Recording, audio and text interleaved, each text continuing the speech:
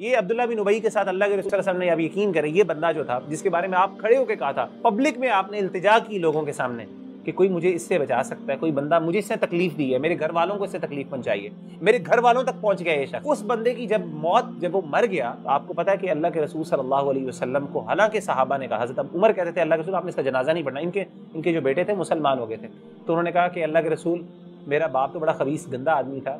ہو سکتا ہے بہرحال میری اس سے ایک محبت ہے، باپ میرا تھا، آپ اس کے لیے جنازہ پڑھ دیں، اپنی قمیض بھی اتار کے دے دیں. آپ صلی اللہ علیہ وسلم نے نہ صرف اپنی قمیض اتار کے دی اس کو، آپ صلی اللہ علیہ وسلم نے کیا کیا، اس کا جنازہ پڑھا،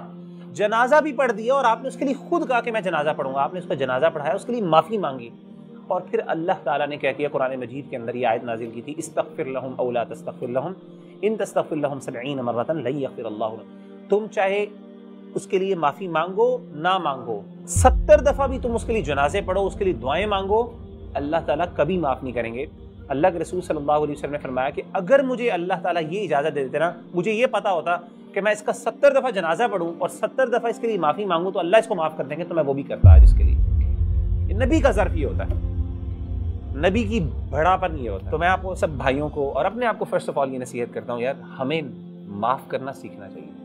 اور یہ بہت بڑی بات ہے. میں نے کہا اللہ تعالیٰ کو خاص طور پہ جب آپ اس کا انتقام لے سکتے ہیں، اور میں بتاؤں اس سے انسان کا شرف بہت بڑا ہو جاتا ہے. اور وہ کہتے ہیں کہ لأن الفتوۃ هی العفو عن الاخوان، بڑا پن یہ ہے، جسے کہتے ہیں نا بڑا ظرف یہ ہے کہ انسان اپنے بھائیوں کو معاف کرے. یار چلو کوئی بات نہیں، دیندار بھائی ہے، کیا کرنا. فمن عفا واصلح، جس نے معاف کر دیا